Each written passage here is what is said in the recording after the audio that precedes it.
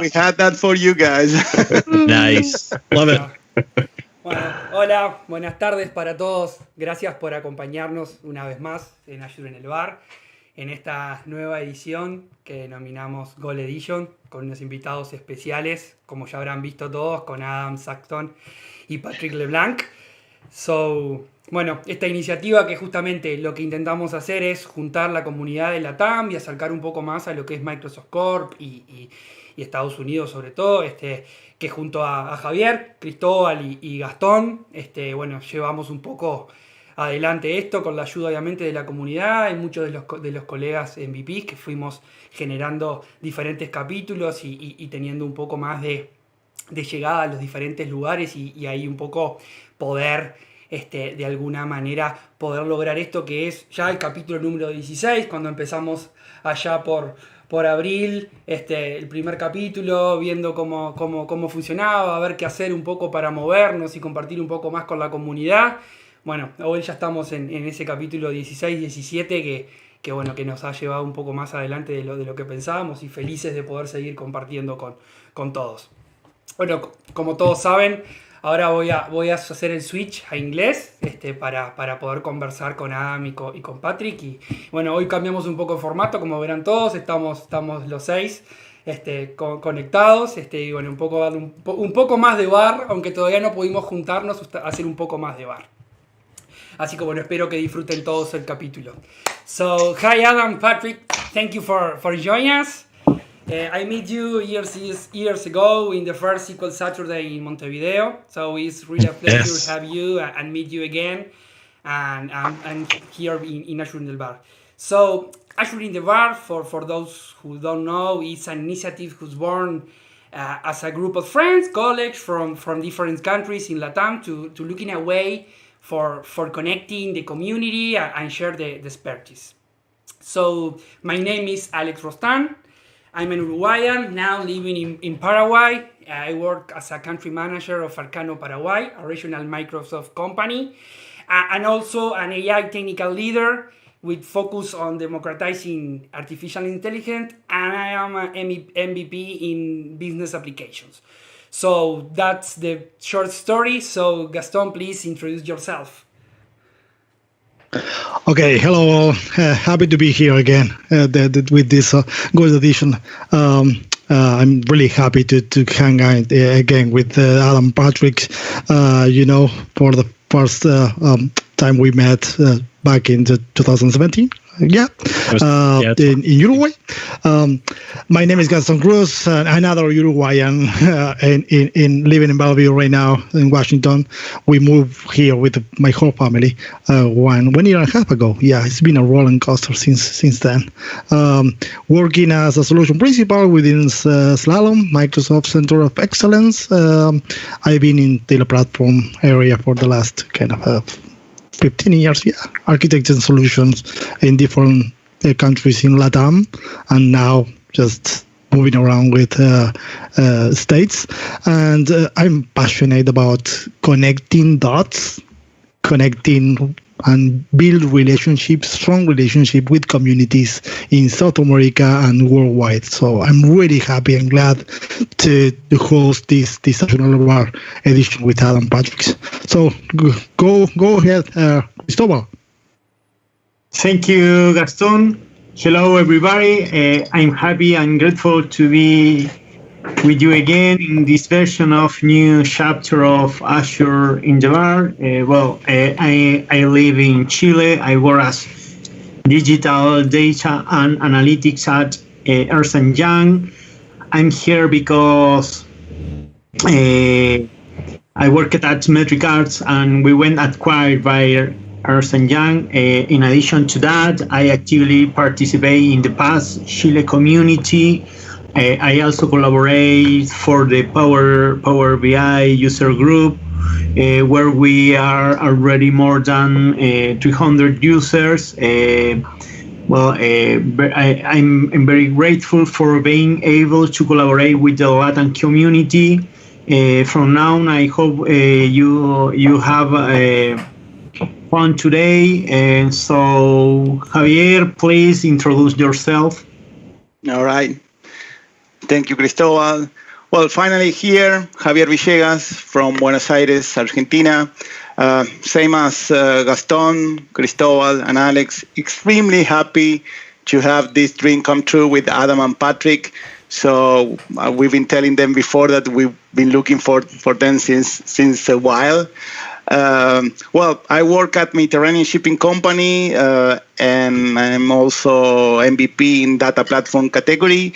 And really looking forward for, talk about something today, have fun, and learn about on-premise data gateway. Whatever that means. We can. Oh, no. That's good with the on-premise data gateway. We can have a whole conversation on Kerberos. No, that is not going to happen.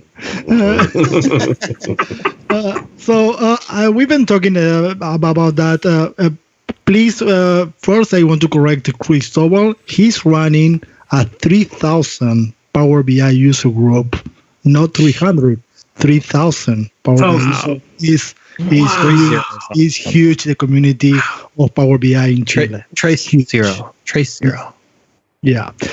So that being said, as mentioned before, this is going to be a conversation about careers, about path, about roadmaps, experience, stories, mostly stories about communities and other stuff. So let me go. I told Gaston earlier, though, there's some stories we can't say on this live show. I think all of us, we were engaged different SQL Saturdays and different community engagements. So that happens in the SQL Saturday or the summit itself. We cannot tell every story and each story back there. So let me go there and please, Patrick, introduce yourself and just briefly. Yeah, go there. Briefly. Define yourself.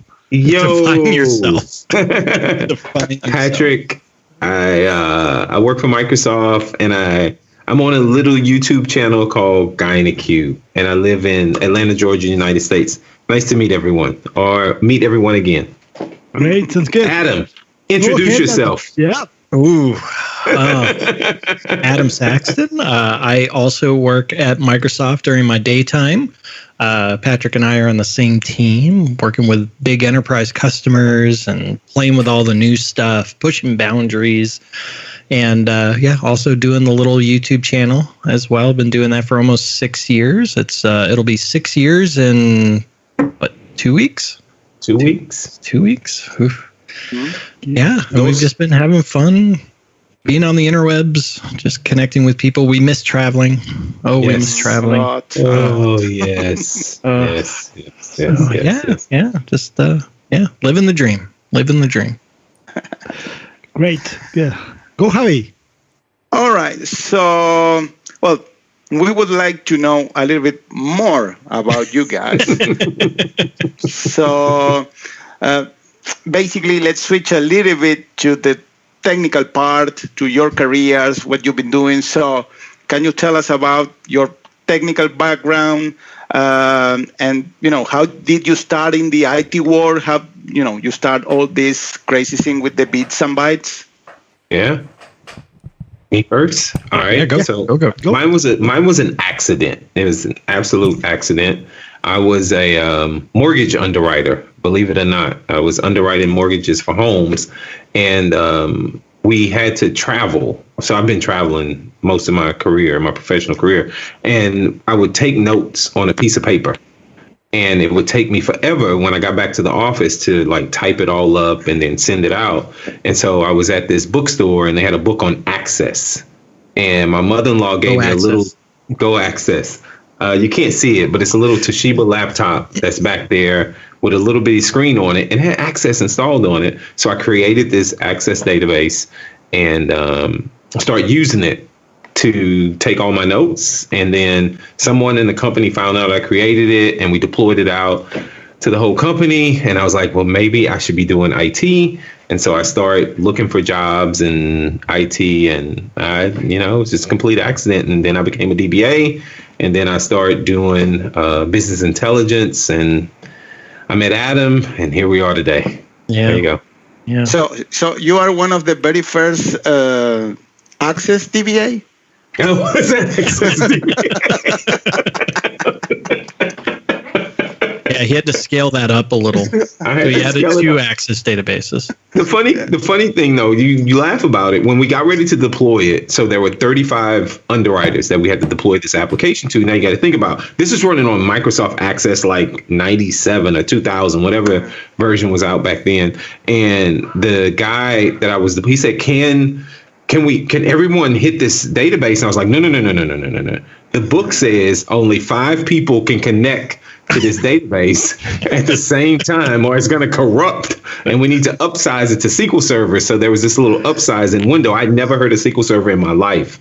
And so we used this little upsizing wizard to upsize it to I think it was SQL Server 7.0 or something like that. And that's when I started, writing SQL and doing stuff like that. But it did not scale, so we had to upside it. So Access was the front end, and SQL Server was the back end. So nice. So you had to deal with concurrency issues. Oh, it was awful. You still do, right? I gotta go to LinkedIn to promote the Patrick about the Access right now. Yes, I can recommend that skill. Yes, if you need help with your Access database, Patrick is your guy. Exactly. No, He's starting a new YouTube channel on it. He's going to teach you all the ins and outs of Access. Of Access. Yes. Yes. That's gonna be cool.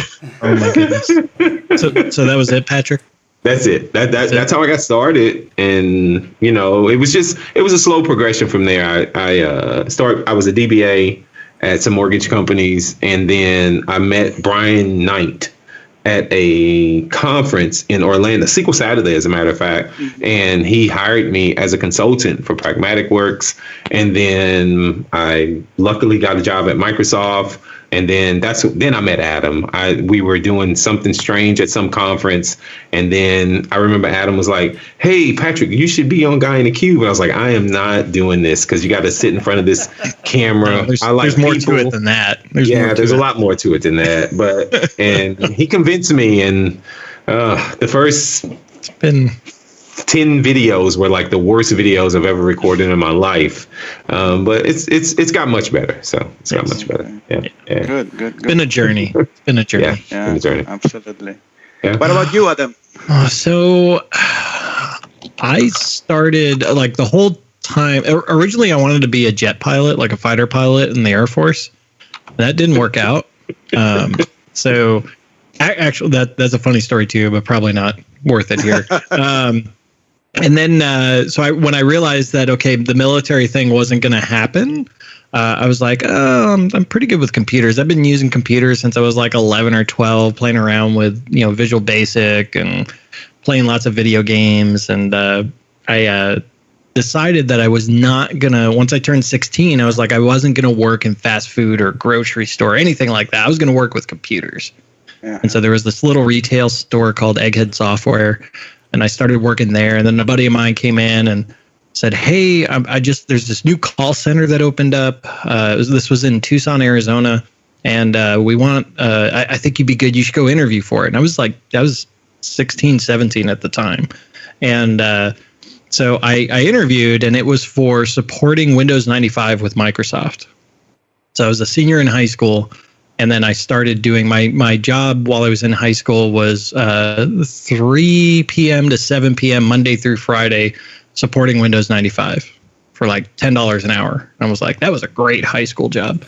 And so I did that for a while. And as part of that in the call center, it got handed off to like some outsource company. And I started doing, one of my friends there started getting me into programming because I was all IT before that, right? Playing with Exchange, playing with Windows, taking down Microsoft's Exchange server. That was fun. I ended up getting into Visual Basic and Classic ASP and started playing. I actually started, Patrick, you'll be proud of me. I started there with an Access database too, and then quickly moved over to SQL 7. All of it was self-taught, never went to college. And then as I got better with development stuff, getting into .NET, and right when .NET was coming out, and I took some jobs learning that, and then eventually my wife and I, we were talking, we were like, hey, let's move back to the East Coast, because I'm originally from New York area, and I wanted to go back to the East Coast. I had fond memories of that when I was a child. We ended up going, I found a job in North Carolina, and as I read the description, I'm like, man, this sounds like the support center I was at in Tucson. It sounds like, it's the way it's described. It was through a vendor, but I'm like, that sounds like it. And then when I interviewed, it was a contractor job for Microsoft in their web data team, which was the developer support arm of SQL support. So it was doing all the connectivity, so SQL connectivity, ADO.NET, all of that stuff. It also included reporting services. So that was in December of 2005. And we moved out there, and then we quickly realized we didn't like the East Coast. And so then we found out that they were in Dallas, so we moved over to Dallas. That's what got me into Texas. And then, so I've been there for going on 15 years now.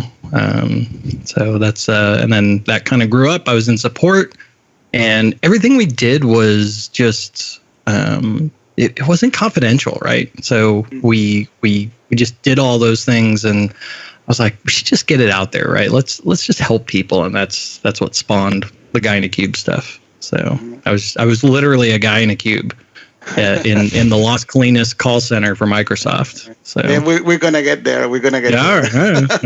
That's a great story, and actually, it's a great story for in my case, my kid is kind of 16, 17 years old, so that is kind of a great story to those guys that they are starting in IT or trying to figure out what is going to be my next move, because it's that age where you need to define a lot of things going on in your life, and you don't know, okay, should I go to college? What is going to be? How I can go to a new job? It's kind of it's that uncertainty, and it's kind of it's a tough decision for yeah. Funny you mentioned that, because my kids are kind of teenagers now, and we're thinking college, we're thinking what's the future, and like I struggle with it because I'm like, if they want to go to college, more power to them, right? I will absolutely 100% support them. But then like there were some conversations with their teachers, and they're like, well, you need to think of blah blah blah and go to college, and I'm like, I never went to college. I think of myself as fairly successful, so like it's not necessary if you know what you're doing, or there's a specific, like IT is a great career path where you can get that experience, right? So absolutely. And I have a question about what you just mentioned. So you did support for Windows 95. Which version of Power BI were you running back then? It was version -5. Yeah. It was always. There were some fun support stories there too. So I can imagine. Yeah. Okay. There's one. Yeah. Go ahead. Go. Oh, no, I was going to say there was one time I went in and I got frustrated with having to just say the same thing over and over again. Internally, I was on what was called the Mentor line, or that was kind of the escalation, second tier. And I was so tired of it. And at one point, a guy called up, and he told me like how something had to do with like a Hotmail email address. Like you had to trying to connect something. I don't even remember anymore, but I was just like, no, you got to use a Hotmail email address. And he's like, no, that's not right. And I'm like, trust me, I'm right. I know. I did this. I tried it. This is how it works. My manager told me that's not how it works. And I'm like, well, your manager's wrong. And I'll bet you $1,000 I'm right. And so they went off. The next morning, I'm walking to my cube. And my boss is standing right in my cube. And I'm like, hey, what's up? And he's like, are you betting people on the phone? I'm like, oh, I'm like, come on. It was a figure of speech. And so we're like, all right, we got to head over to the tech guys and verify what you said. And I'm like, all right, we walked over there and I was friends with those guys. And so that we explained the whole thing. And he was like, no, yeah, Adam was spot on. I'm like, all right, well, that's good at least. It turned out the guy's manager was listening in on the call. So that's why this all got bubbled. And as we're walking away, I looked at my boss and I'm just like, so do I get the $1,000? Yeah. And he's like, yeah, we're going to put you in this new role called a tech lead. And I'm like, so I got a promotion? I'm like, all right. Nice. Yeah. Okay. I want you to ask you, what is GuineCube for you too? What is it's a framework, it's an experience. What is GuineCube? I know a little bit of the story, but what is really GuineCube? You want to take that, Patrick? I think you're on mute. You got to figure out how to work the Go XLR. I have no idea what GuineCube is. I have no idea. You didn't get the memo. GuineCube's an idea, right? Like I said, I was in support, and when we did training internally for the engineers, it was recorded, and we did like hourly. We called them triages, and it was frustrating that all of this information. There was a ton of information. We had this internal wiki. They recorded the triages, and I was just like, look, 80-90% of this stuff is not confidential. I'm like, why don't we just get it out there? And so then I started playing around. I'm like, well, there's this YouTube thing. I'm like, let me just go throw a video out there. And then I just started it. I didn't ask permission. I just did it. And I didn't have the right forethought of the future, thinking about where this was going to go. I figured from my end, I was like, I'm just toying around with this. And if anything, I figured like the Microsoft marketing team would shut me down because I wasn't towing like their message of what they wanted with the product. And all I was doing was just telling people like, all right, here was the issue and this is how we fixed it. And honestly, I was doing like for customer cases, like the video was almost the summary of what happened. Not using their data, but like just a demo that I brought up, and it just went from there. And yeah, so it's just helping people with Power BI, and that the whole focus has always been on the customer and helping folks learn and grow with Power BI. So that's what GuineCube is. Back then, 6 years ago, Power BI kind of needed some sort of push in terms of marketing, promotion, these kind of things. But today it's a brand. You don't need to. Actually, and back then, the first couple of videos that were on the channel weren't even Power BI. It was like I remember starting with like a Hello World connectivity video, and there was a Kerberos video, and it was kind of centered around the stuff I was supporting. So it was reporting services. There was a couple of reporting service videos. There was connectivity videos. And this was when the first iteration of Power BI was out, right? Mm-hmm. So the Power BI for Office 365, right? The SharePoint integration, and so I did videos on that, and then I've been there since before it was even Power BI, and so it's just kind of grown along with it. And there are a couple of things that I want to mention, for our audience here. First of all, the same link that you mentioned before, Adam, is besides the training and the formal education and all the stuff, is the way you do things in terms of how is your framework, in terms of organizing and believe in, okay, I'm going to jump into a YouTube channel, but I'm going to start with an organized framework. I want to be a pro in the whole environment. So, Patrick, do we have an organized framework? No, Gaston. Wait a minute. I'm not talking about Patrick. I know Patrick. Yeah.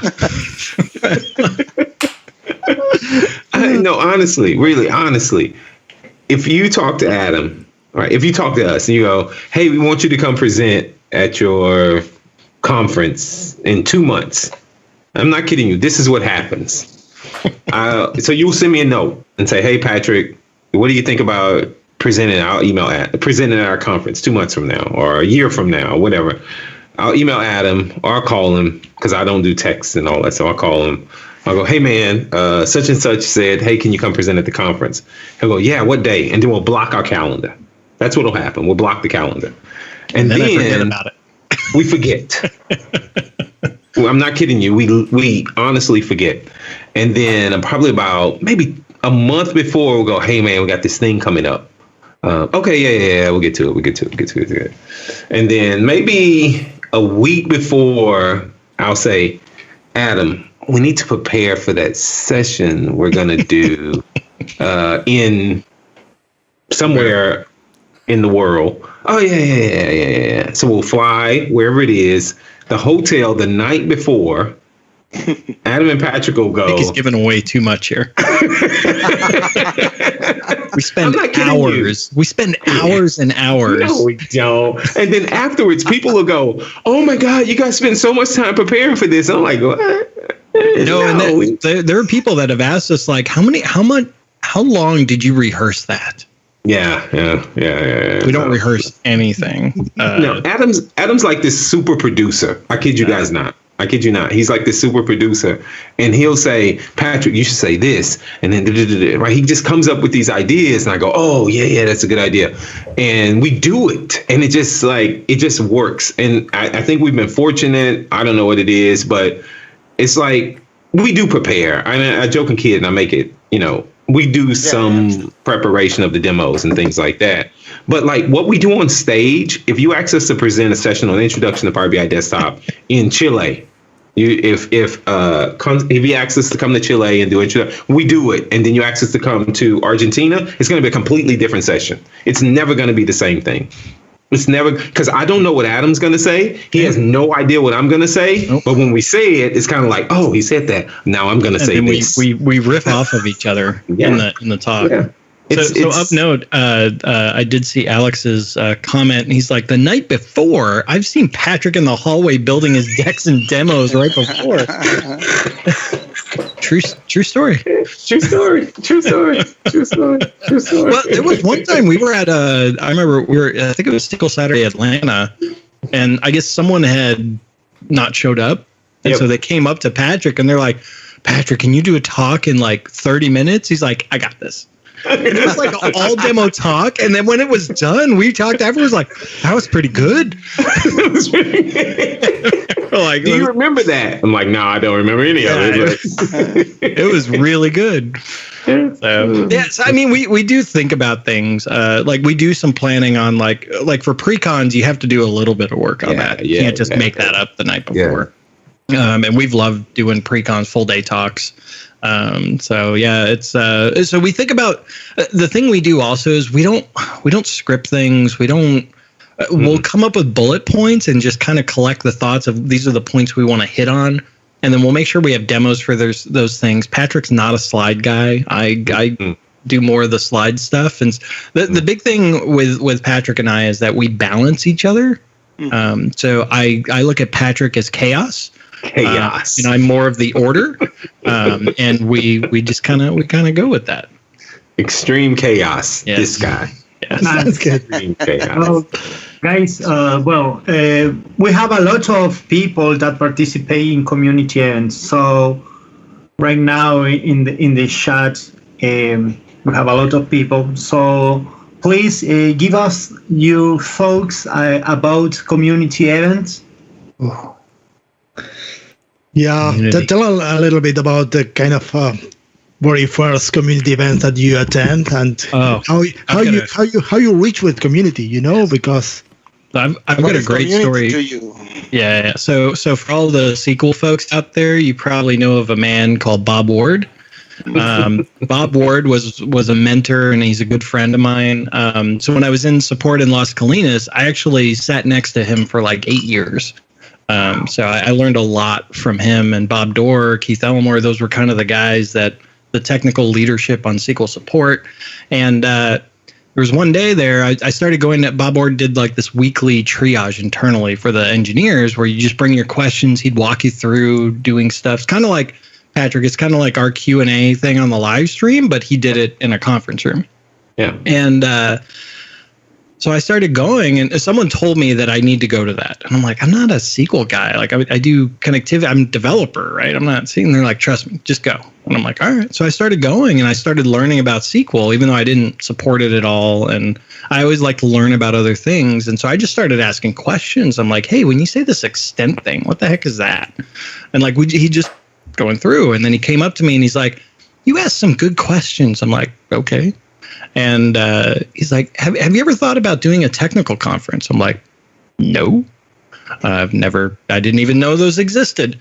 Like, I don't like being in front of people doesn't bother me. Like, that's fine. But I've never thought about it. And he's like, all right, so we got this thing that we participated in called Pass Summit. This was 2008. And I'm like, okay. He's like, so, we can do these technical talks, so just figure out a topic. And I'm like, all right, well, reporting services, SQL 2008 and reporting services 2008 was coming out. There was a re-architecture of RS at the time. I was like, why don't I just do a talk on that? And he's like, great. So just go figure out what it is you want to go do. And after a few weeks, I went back to him and I'm like, so how long do I have to prepare? Is this like an hour? Is it? He's like, oh, yeah. We like to start people before we introduce them to the main conference. We like to introduce them to this thing called a pre-conference.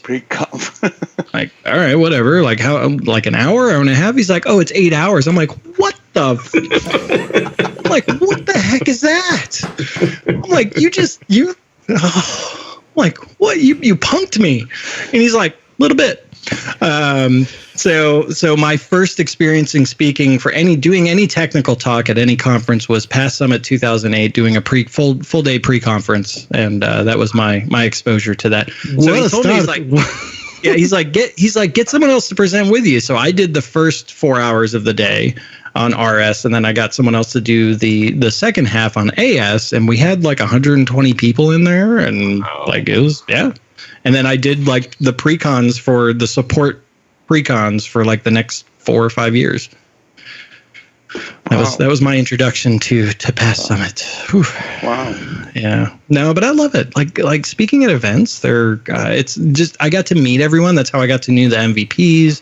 I got introduced to Twitter there, and I got to know people more, and then reconnect at the conferences, and it really is a family, and it's like the family reunion every time you go back, and whether it's Pass Summit, whether it's Business Application Summit, whether it's SQL Saturdays, so it's really good. I love it. It's really all about networking.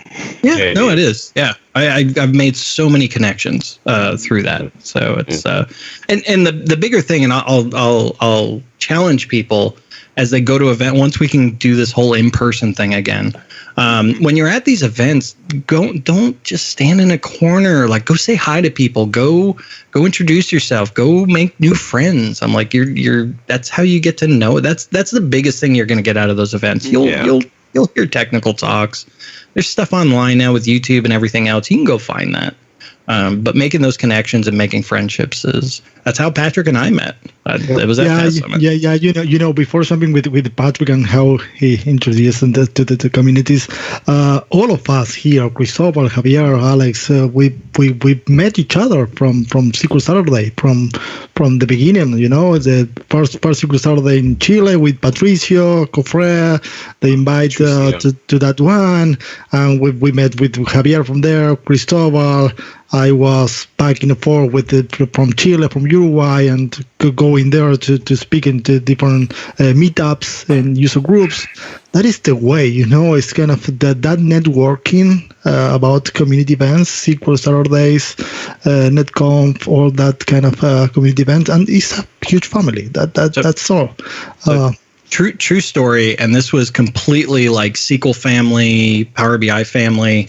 I was coming back from Israel from a trip, and it was during Hurricane Harvey in the Houston area. Massive flooding. My flight got diverted to Chicago, and I didn't know what was going on. And I just went on Twitter, right? Like hashtag whatever. And I think I had 20 different people just ping me saying like, look, do you need a place to stay? Do you need, like, what do you need? We've got it. Do you need food? Do you need whatever? I'm like, everyone just kind of rallied around it. And I've seen that with other folks too, where it's like, and I've done that myself with folks like, hey, do you need anything? So everyone's there to support you. Oh, definitely. How about you, Patrick? How would you start with community events? How were you starting in those days? I started my own users group. Oh, nice. I was working as a database administrator, hence the Twitter handle, Patrick DBA. And we had these .NET users group going on at the company I work for. And I would go to them and I would watch these people speak. And I was like, we need a SQL Server users group. And Pass was, I found out about Pass and they helped me set up my website. And we had built a data warehouse at the company that I worked for. I was managing all the DBAs and we built this data warehouse. And our data warehouse, this was back in like the early 2000s, and our data warehouse was almost 1 terabyte. So this was massive data back then. And Microsoft flew us out to the MTC in Dallas. And there was this guy there. They were doing the fast track reference architecture or something like that. And SQL 2005 was about to be released. And he gave me this slide deck and all these demos for SQL 2005 with database mirroring and all this stuff in it.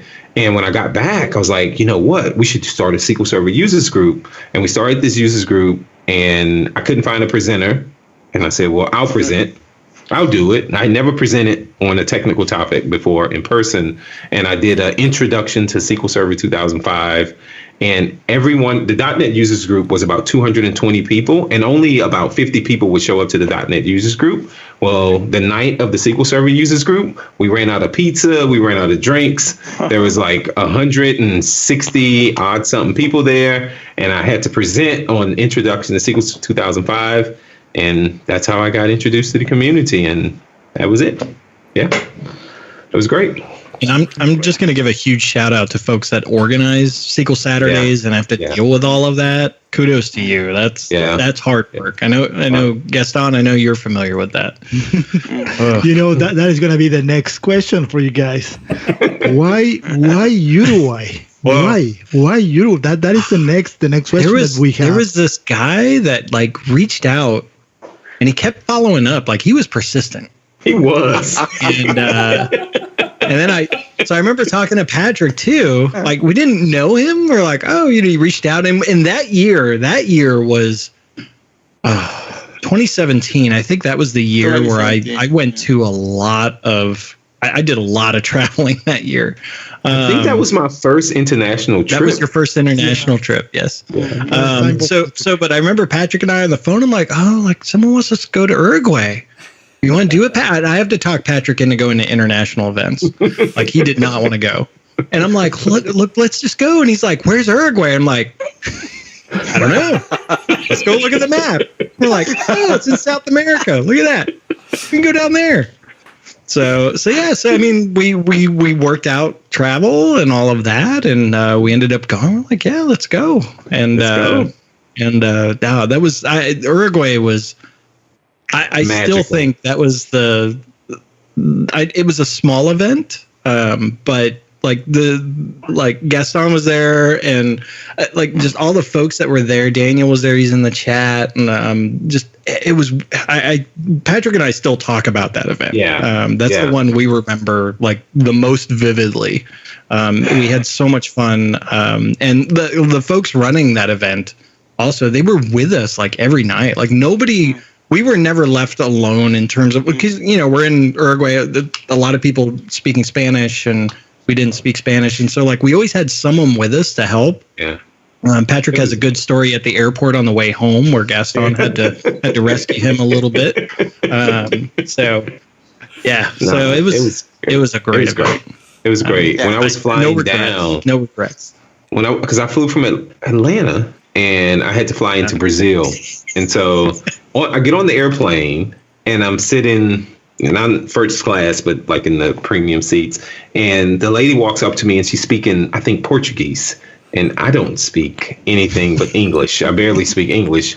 And I was like, what? Like that. And she goes, you're not Brazilian. I was like, I'm not Brazilian.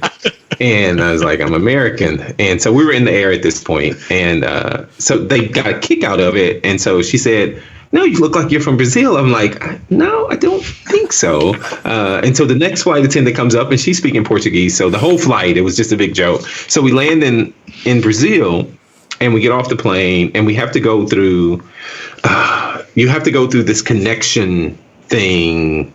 It's a makeshift security checkpoint in the Brazilian airport. Oh man, and that was scary. Yeah, we get to this place and there's a guy in front of me.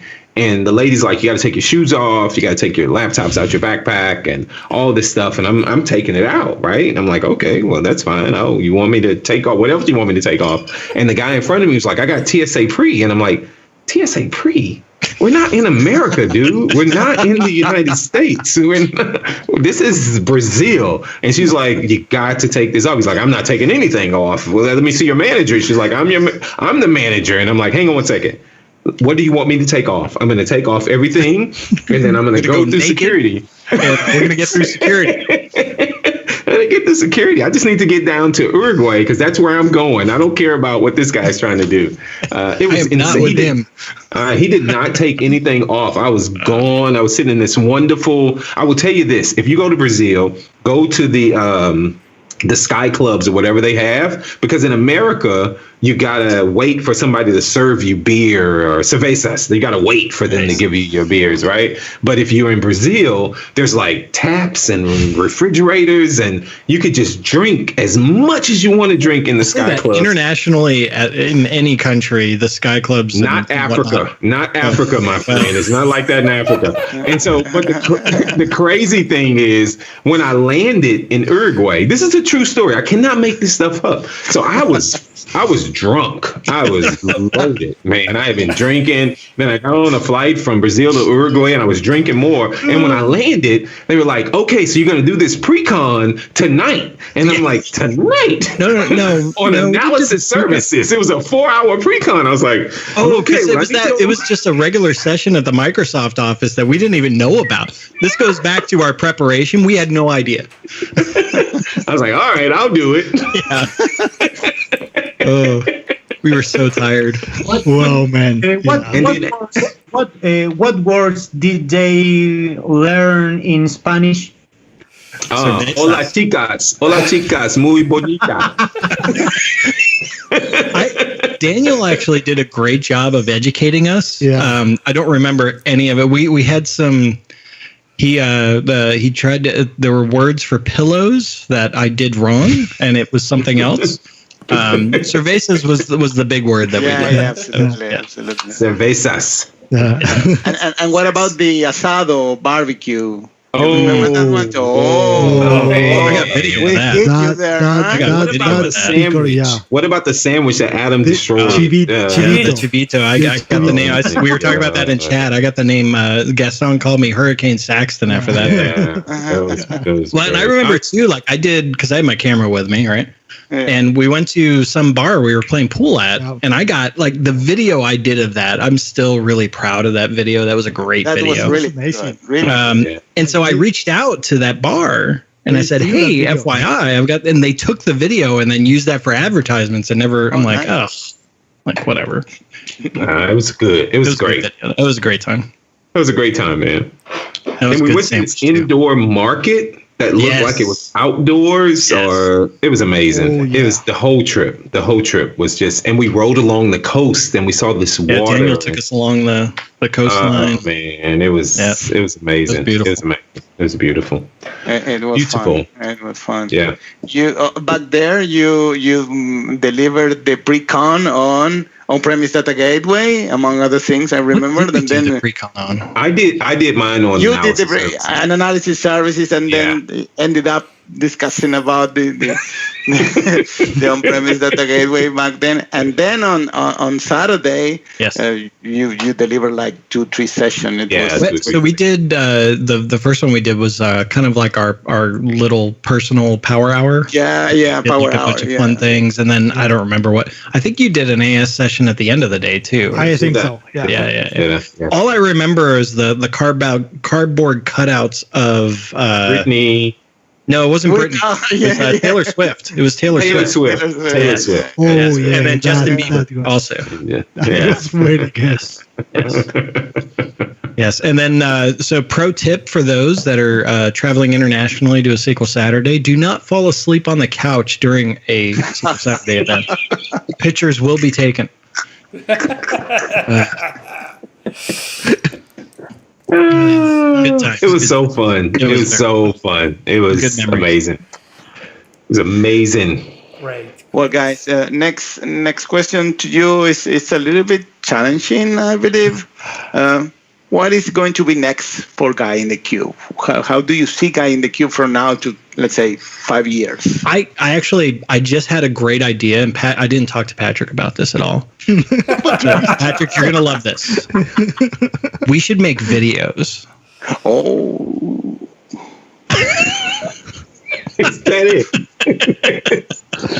You know what we talk about? I would not. I can't tell how many ideas and things that Adam and I bang around in our heads about Guy in the Cube, doing another channel, talking about other technologies, doing more courses. It's so many ideas that, that we try to come up with. And then people will go, oh, you guys are so busy. I will tell you this. Adam and I are some of the laziest people you will ever meet in your lives. Some of the laziest people you will ever meet in your lives. And so there's lots of ideas and lots of things that you guys will probably never see, but because we're so lazy. But I can tell you this, one of my goals, and I tell Adam this all the time, is I talk really fast. You guys, I talk extremely fast, especially when I get excited. And so one of my goals is to continue to make high quality videos, right? Really things that I think people can use immediately when they watch it and not be so as random. So somebody was like, Patrick's all over the place these days. One day he'll talk about images in a database, then he'll write some DAX, then he'll do this. So we tried this already, but I'm going to try to be a little more focused, talk slower, but continue to make some really good videos that people can walk away with and use immediately in their organizations, right? So Fernando in the chat made a good point, Patrick. He said he didn't think you were lazy, you were just efficient. Yeah, that's what I tell my wife. And we have had a lot of ideas, and we just haven't. I would say we're comfortable. And I mean, we both love our day job, working on the Power BI Cat team. It's exciting. We get to work with a bunch of things, work with the biggest customers. And we're actually working on something on the Power BI Cat side that will be landing on YouTube at some point, not on the Guy in the Cube side. So it's something else. Mm-hmm. So we're working on that. And then just the Guy in the Cube side, we're going to continue doing the videos. We love doing the live streams. And we'll see what 2021 has. So I definitely don't see it ending. I just don't know if we'll execute on the ideas that we've had. I don't know. We'll see. Mm-hmm. I want to be in person. I can tell you guys this. I want to. One thing that I dream about is, and I want to do the live stream in person somewhere. Right. I want to sit in front. I do. Adam, I never told Adam this. I want to have a live Stump the Chump Q&A session where Adam and I are sitting on the stage, and we got the cameras and the lights and all these people, and everybody's makeup people.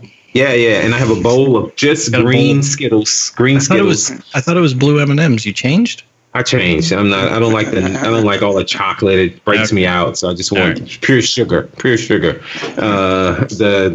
green Skittles, and do a live stream in person. So I just can't wait. I'm hoping. I told Adam, because I'm the optimist, this fall we're going to be in person somewhere. Next fall. So one of the greatest things, talking about the events and stuff, we did. It was the last Business Application Summit in person that we did. It was in Atlanta.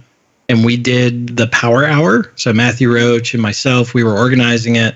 And that event was off the hook. We were watching the registrations, and it was 18 hours before the actual session where I was talking to the event organizer, and I'm like, you guys have to move us to another room.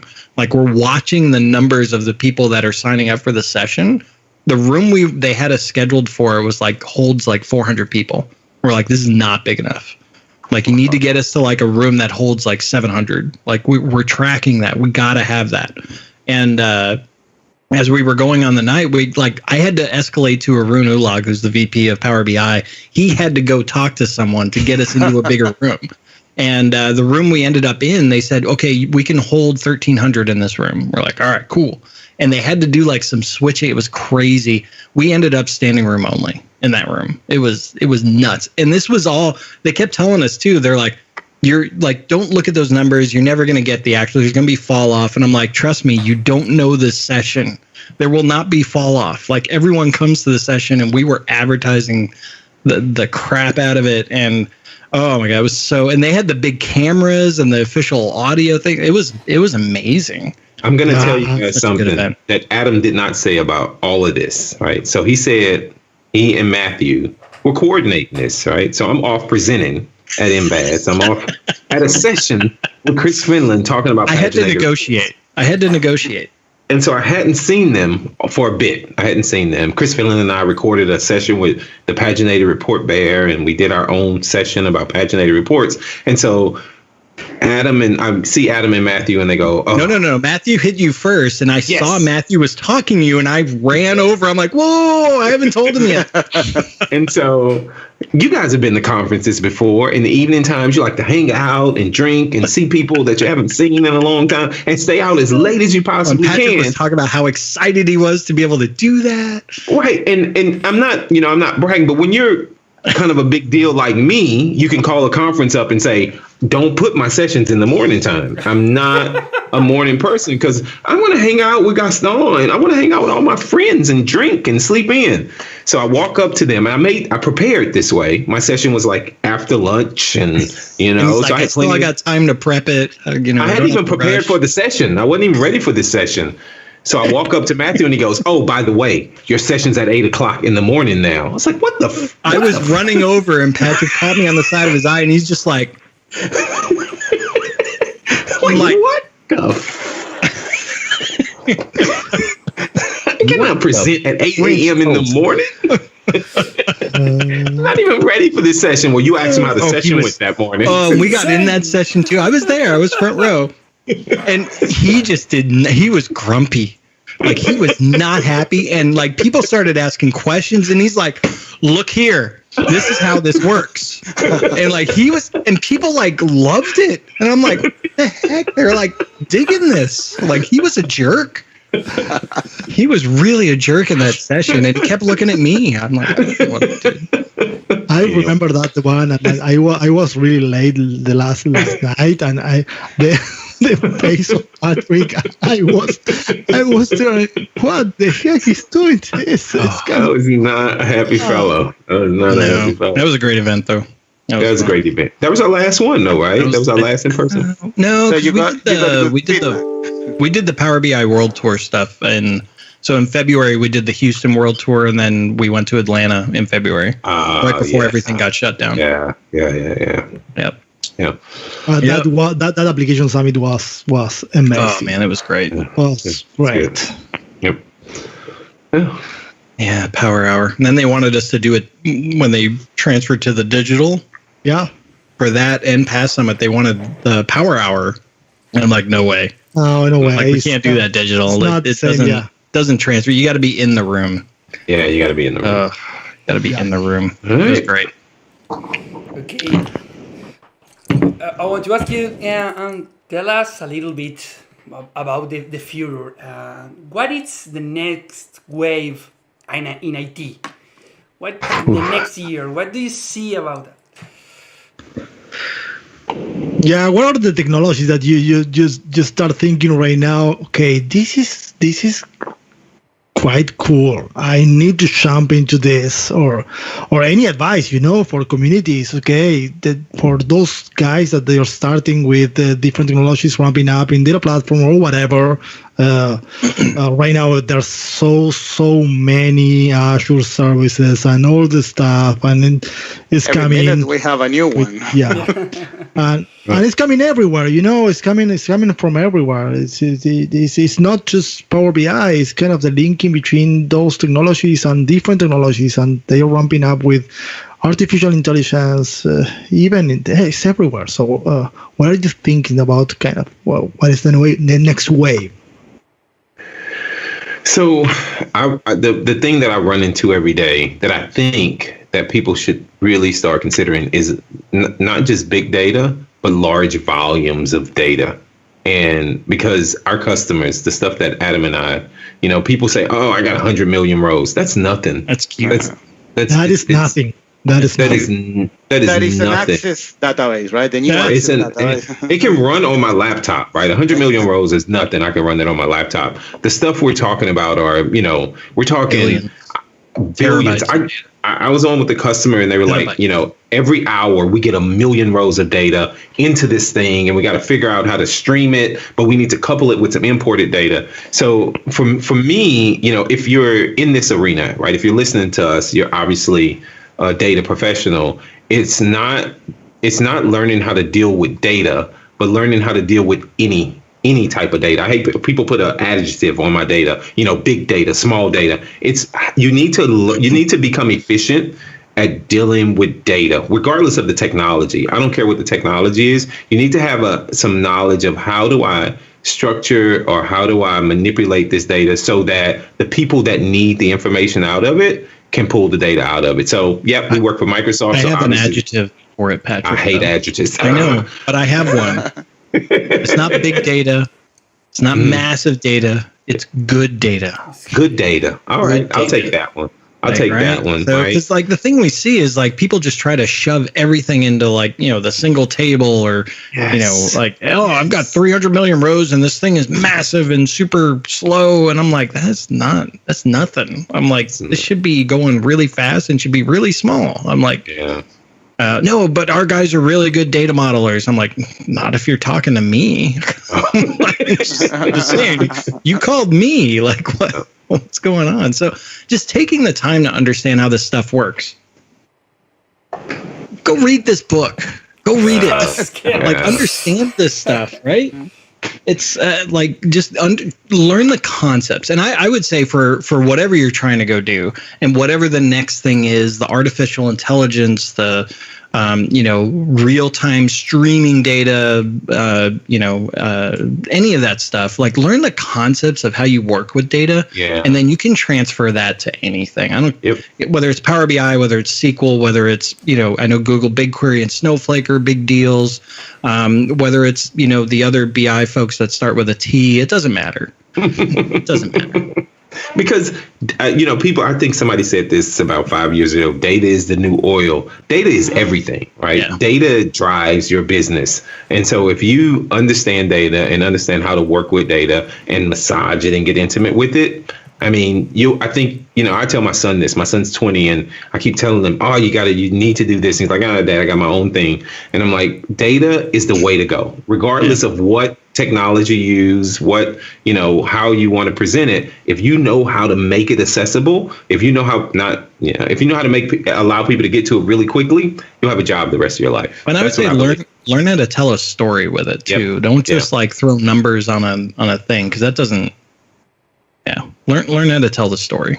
Yeah, there are a couple of things that you mentioned before. It's kind of the data should be accessible for every person that make a decision, and that one I've been talking with my son about that.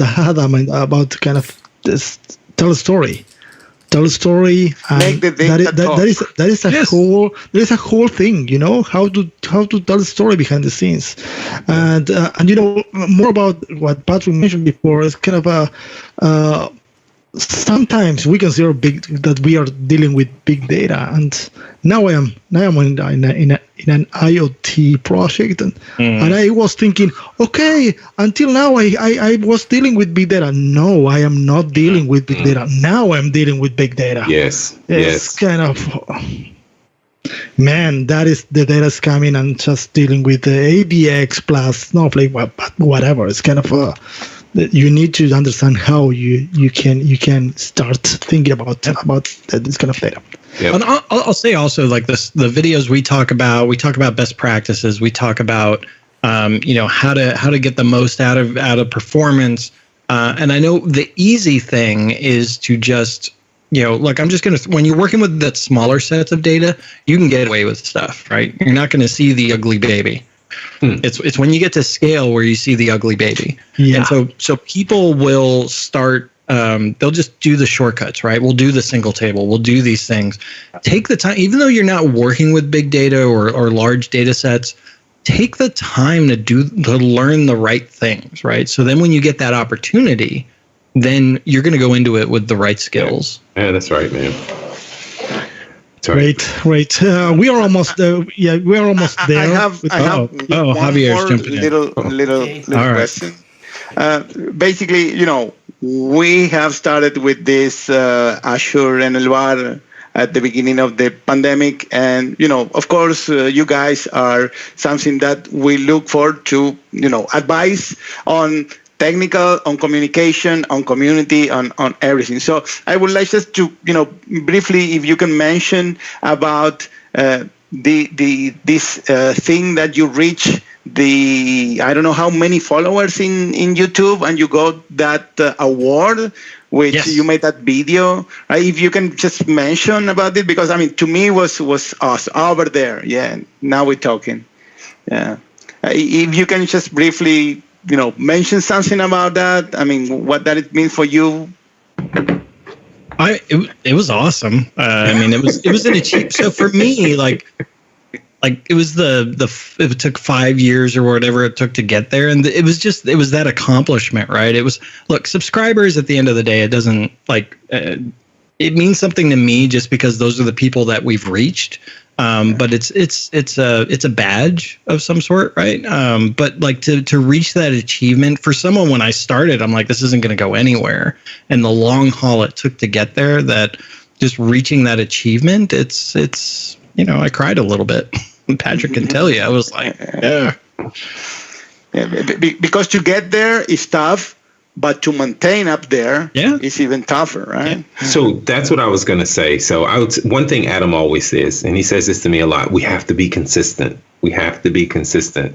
If we a while ago, I don't remember when it was, we started releasing 4 videos a week. I had that brilliant idea. He had this great idea, and I was like, holy smokes. And so I started struggling with ideas, and I was like, I cannot do this 2-minute thing, man. I talk too much. I need to. And so we ditched that one. But if you look back, when we started, when I only can talk about from when I started, whatever we did, and because Adam is he's the director, the producer, the writer, the editor. He's not the editor anymore. Thank God he's not the editor anymore, because I found out he's not that good at it. I thought he was the best, but he's not that good. Greatest.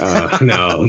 Thank God he's not the editor. Then he's like, Adam, you need to stop editing Don't edit my videos anymore. But what I found out, the most important thing was there's 2 things, right? You got to be consistent.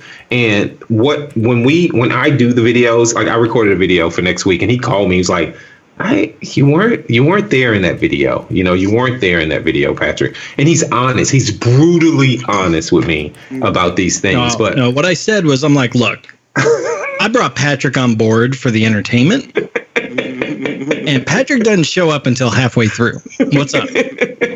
But the video next week, I'm talking about the one next week, and he called me. He was like, it's good, but you weren't feeling it. I could tell you weren't feeling it. And so the thing that I would tell you guys is you got to depend on each other, because we depend on each other, and Adam keeps us consistent, and I call him, I was like, I'm gonna do a video on this, and it's some crazy technical, like I have one and it's coming out and he doesn't want me to release it, but it's coming out, it's crazy technical, it's gonna be 5 people are gonna watch it, but there's this balance, and you there's 4 guys here, that you're working together, and you have to balance each other out. You got to keep everyone honest, because he'll call me and go, look, I need that video, by this time, such and such. I'm like, all right, I'm gonna get it, man. I'm gonna get it. But if he needs me, he can call me up and go, hey, can you do this for me? And I got it, man. I got it for you today. So you got to be able to trust each other, right? And there has to be balance. Like, Gaston may slack because he's a slacker. I kid, right? But if he slacks, then you got to pick it up, Javier. If there's got to be a little bit of give and take. Like sometimes I'll call, I'm not going to be on a live stream this weekend. And you know what he says? I got it. I thought you were saying you actually weren't going to be on the one this Saturday. I'm like, what the? No, I'll be here this Saturday. But I'm just saying, I say all that because I talk a lot, but I say all that is we balance each other, and you guys will have to balance each other, and you have to stay consistent. But the most important thing is I enjoy this. Yeah.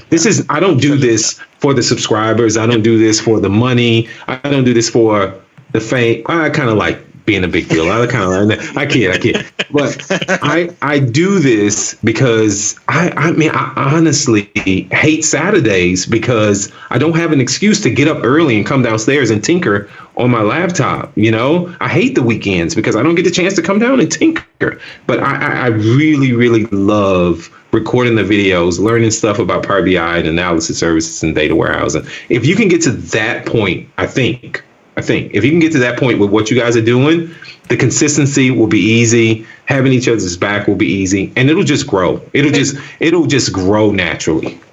The other thing is, look at the long game, right? Don't think about the short game. Yeah. It's baby steps to get there. So like there was an example one time early on where people gave me feedback. I used my hands way too much. It was too distracting. Like me. Yeah, it was like all over the place. I'm like going like, and so for 3 weeks doing the videos for a 3-week period, I sat on my hands. I just picked one thing and I'm like, I'm working on that for like a week or 2. And I'm going to work on that. Then it was smiling, and then I had to work on Patrick, and that's where the yo came from. Yeah. So, it's like, just work on things, tweak little things here and there. Don't think like you got to do everything right now. You got to build the consistency and just keep showing up and get through. There's going to be a period on that journey where you just are like, this is not going anywhere. I'm not seeing anything, and I'm just going to quit. Don't do that. Don't quit. Keep going. And it's a lot of work. I'm not going to lie. It's a ton of work. Yeah. That is so great. Yeah. One more thing. Don't take it personal, right? Don't take anything that people say about what you guys are doing, the live stream, whatever. Because I say this. I read a comment the other day and I got my feelings a little bit because I don't know if you noticed, because most of the world noticed ASK. I don't pronounce it ASK. I say AX. AX. And somebody put a comment. It was like, I was about to subscribe, but you say AX instead of ASK. And I was like, well, I can't help it. I grew up in the South of the southern part of the United States. Yep. I have a little, that's just how I talk, And if you don't want to subscribe because of that, that's your problem, not mine. You're missing out on all this great content. Yep. So people will come at you with, things that could be offensive, ignore them. It's just noise. Because you know what? Adam told me this. You don't make it until you have haters. People are going to, when people start hating and being mean, that's when you finally made it. All right, I'm going to be quiet. Sounds great. Thank you, guys. Yeah, I just wanted to wrapping up here. I just want to say that thank you very, very much for this, Adam and Patrick. We really enjoyed to be here with Azure Bar and to just sharing kind of some stories, experience, with all the LATAM communities. We've been missing all the in-person events as yourself. So again, Thank you very much for the time to do this.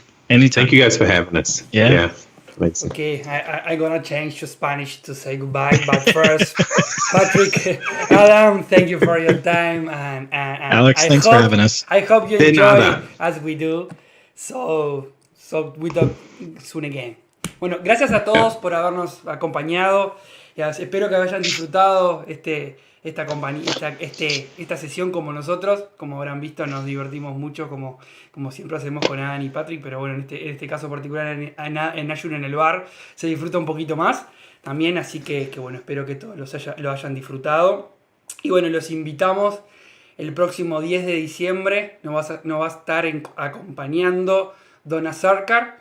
Así que bueno, va a ser otro Azure en el bar especial, compartiendo y contando un poco de historia de Donna, que está bien buena y que siempre comparte cosas bien interesantes de lo que va sucediendo en la comunidad de Power Platform y demás. Así que bueno, los esperamos el 10 de diciembre. Así que gracias a todos y que tengan una buena jornada. Chau, chau. See ya. See ya.